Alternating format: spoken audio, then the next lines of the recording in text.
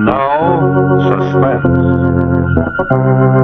And I find that's another thing that as an actor, you do projects and you're so excited about this project and you spend a month working on this set, sometimes longer, sometimes less, and then you finish and you're like, okay, like I guess I'll hear from you in like a year, and you like maybe they'll send you some updates, which is really cool, but 99% of the time you don't get an update until it's like, oh, here's this film that you worked on last year. It's out. It's doing pretty good.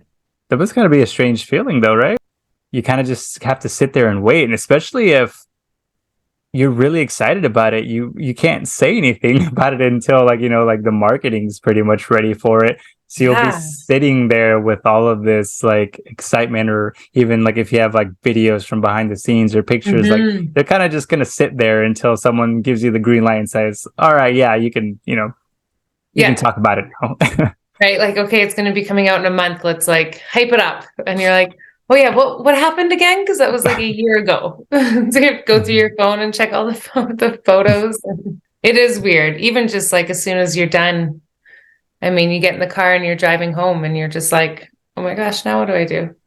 Like, you've got a script, you've got all your lines and everything, and you just kind of have to push them aside and move on to the next thing. But it also helps. I find sometimes it takes the pressure off a little bit when you are working on that project, because like it could take a year for it to come out, right? And you're like, I don't know what I'll be doing a year from now when this does come out. So it's like, who knows? Like, let's just give it my best go and we'll see what it's like in a year. That does make sense, because after, like while you're preparing and, like before all the prep and stuff, and then you film everything, a lot of that pressure is off now, because you've done it and you're like, all right, cool, now I can relax.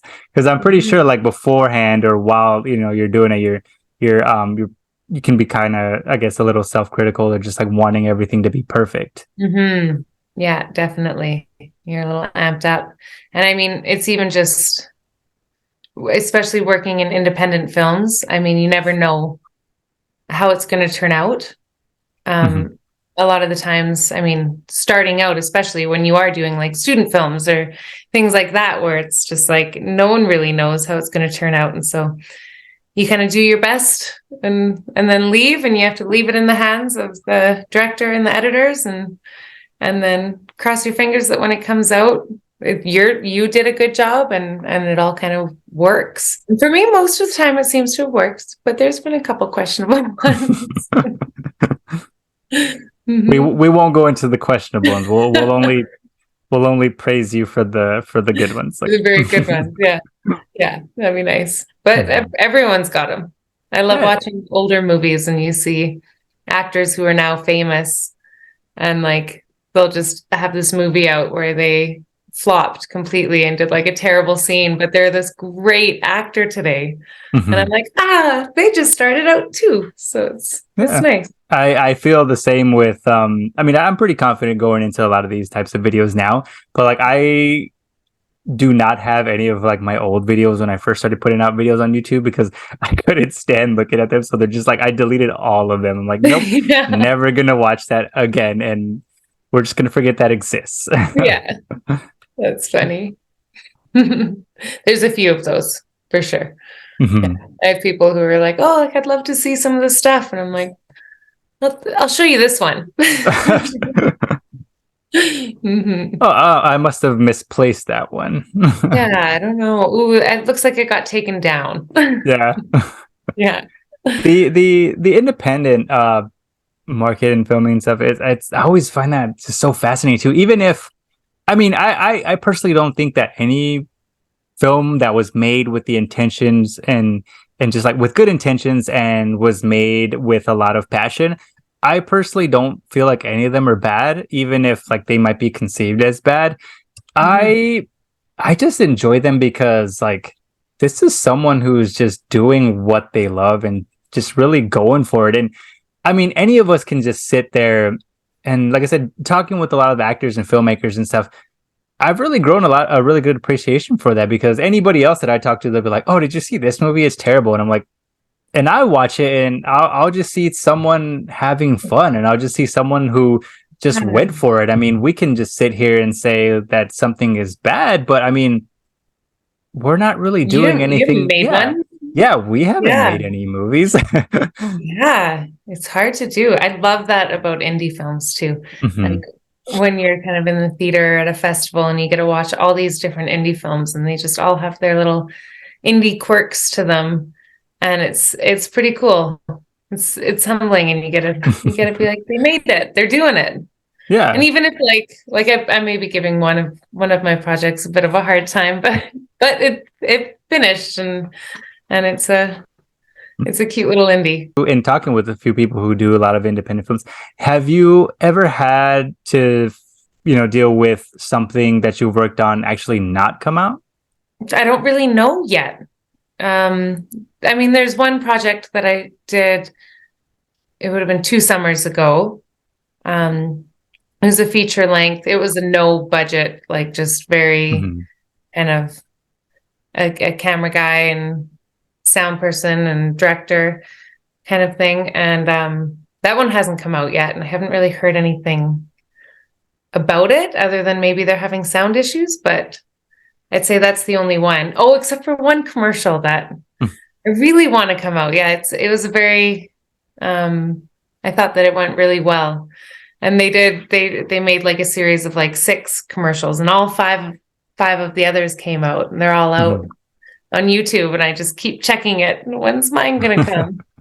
But you never know. Maybe footage got lost or something happened or they just chose to go another direction and you never know. Yeah. I'll just keep a lookout on YouTube.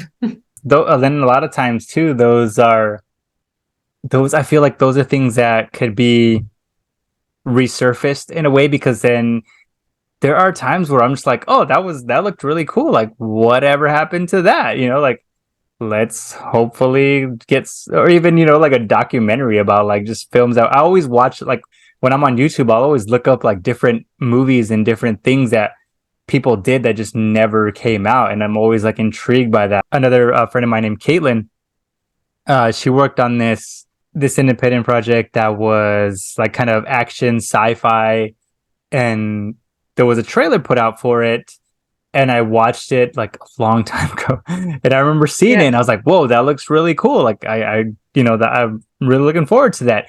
And then time goes by and then you realize like, oh yeah, like whatever happened to that? And then I was talking to her about it and it's like, that never, I guess, like like budgetary issues, or a lot of times that's kind of like the biggest thing is like there's just really no money for it. And so like, looking at it, I was thinking like, wow, that's a lot of work that somebody put into this, and for that to not come out, like that must be like a real gut punch sometimes. Yeah, I think in my sense for the indie film that I shot 2 summers ago, I'm okay if that one doesn't, like I won't be super upset. It was a really great experience and I really liked my character and I got a lot out of that experience. But I don't know, I feel like for the feature that I shot this summer, the action one, if that one doesn't come out, that'd be a huge bummer. A lot of times it is money and issues and just sometimes you have to reshoot things and they just don't have the people or budget to reshoot, or it can be all sorts of things. As an actor, it's really hard not to be like, what did I do wrong? Because me, did I do something wrong? Yeah. But then no way. No way. No way. No way. I was perfect. No. Yeah, right? Yeah, I think so. Let me go back in time a bit. Rethink absolutely everything I did on that set. But sometimes you kind of have to go in with that mentality. Like sometimes too, I will kind of overinflate my persona because in real life I get very anxious sometimes, or like I'm just kind of unsure of myself, but I have to put on this persona. Like, I mean, even what I'm doing on YouTube, I feel like is a bit of a persona myself, because in real life, I'm very reserved and I'm very quiet and I'm very like, I wouldn't say antisocial, but I really prefer to just kind of be by myself sometimes. I can, play the part and go to parties and be very social. Yeah. But a lot of times it's just like me hyping myself up and just kind of putting on a persona that's a little bit more exaggerated than I really am. Mm-hmm. So in that sense, I guess I am a bit of an actor myself. Exactly. Aren't we all though? I Mm. feel like that's like everyone's the same when it comes to that. I know, like for me, I can go out to a premiere, to a screening, and it's all like happy and funny, and everyone's laughing and having a great time. And then you come home to like a crazy tantrum, and you're a kid, and there's like food everywhere, and you're just like, wow. And then I'm here, and this is like my home. And then you step out, and you're out there, and it's all just. It's like living a whole bunch of different lives, but really fun, great lives. I love each one. Yeah, I think that's also the most appealing part of, I think, of being an actor is that you get to pretty much live in the skin of another person for that amount of time that you're on set. Yeah. Yeah, definitely. I love that. And that's one of my favorite things with indie films is just they're all so different. And you just get to play all these different people and with different relationships and different stories, and it's just like a whole new world with each one that you get to kind of escape to. Yeah, even just like the planning part, I love it. I just sit in my little studio room and kind of enter that zone, and then I snap out of it, and I'm in my house in the basement. I have to go pick up my son. Yeah. Yeah. So I would assume that you can pretty much like switch that on and off, right? Pretty well. Mm-hmm. Yeah. I don't go method. That'd be interesting. Maybe one day I'll try. But I have a lot of fun on sets. I really enjoy being on set and interacting, and I'm not one to just kind of like sit to the sides and wait to be called. I'm there, and I'm trying to help and trying to learn, and probably annoying people, but who knows? No one's asked me to leave. So. No, it has. Yeah. And I think that helps too with indie films where a lot of times it's really small sets. Mm-hmm. And so you kind of get to become this little family within this project. And it's really cool. And so you get a few days together, you're gonna have some fun. Mm-hmm. Yeah. I heard somebody the camera's kind of in your face, you turn it on, and when they cut, you turn it off. Mm-hmm. I heard somebody refer to it as like kind of like camp for adults sometimes. Oh my gosh. Yeah, that's exact. So, because I was in Drumheller for 3 weeks, and I called it my little adult summer camp. Yeah, when we had our houses, because they're like we each got kind of Airbnbs of various size, so like crew and cast and everyone had their little Airbnbs, which was great. So we had our houses, and then we'd meet up for a little morning meeting and drive out to the location together, and it was like our little summer camp. Loved it. Well, you yourself are like going around learning things and just trying to figure everything out and what everyone's doing. Mm-hmm. I feel like in a way, like pretty much everyone is doing that. Like on a sometimes on a bigger budget movie, everyone has a job, everyone knows what they're supposed to do, like everyone's just kind of on point. Whereas in an indie film, even as far as like someone who's directing it, it might be their first time ever doing it. So everyone there is pretty much trying to learn from each other. Yeah. And they're generally really collaborative.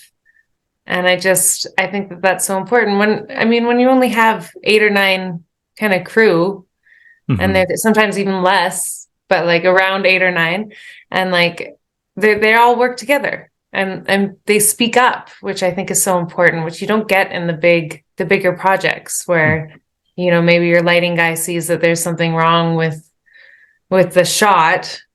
In an indie film, he can say, hey, like, I think this might be, it might be a little better from this angle or something, or you're missing this, or this weird thing's in the background. Whereas if you're on a big film with a director who's planned this shot out and knows absolutely everything, if you have some random lighting guy being like, hey, I think you should change this, like, not a chance. You can't get away with that. Even if he's totally right. Even if he's like, hey, there's this huge brand in the background, maybe we should like, it's interesting. And I find like they also, indie films give a lot of freedom for actors to bring what they want to their characters. And I mean, a lot of times we're basically given a script and there's not much description in it, and you kind of just figure it out yourself and bring it to set and hope everyone likes it. Mm-hmm. And if they don't, they'll tell you to do it a different way. And if they do, then you just get to keep it, and it's great. I think it's pretty important to, like, I've talked to some people, and I've always said, like, if I were to make a film, I would pretty much let the actors have a lot of free range, because yeah, although, you know, I've created characters, these are the people that are fleshing them out. So if they can bring any kind of, you know, personal thing to it, then like, that's great. I'm all for it. And it also shows, I feel like it also shows the range of an actor is their ability to improv.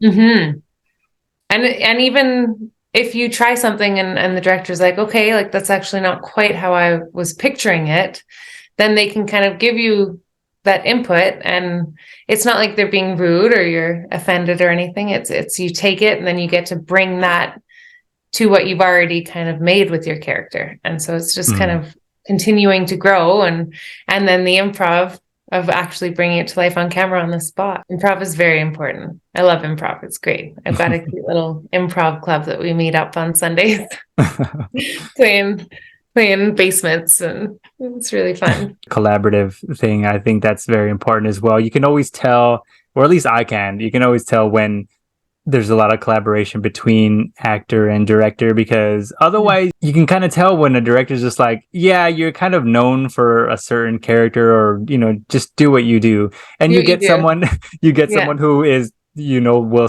people will say he plays this or she plays the same character in every single movie. And that, I feel like, has a lot to do with the fact that the director's like, yeah, you know, you do you. That's why they hired them, because I hired you to be you. I mean, it'd be a dream playing yourself. I've heard a lot of people say that, like, the best role is like to play yourself. I'm like, I've got a few different versions of myself that I'd like to play, but maybe not like my full self.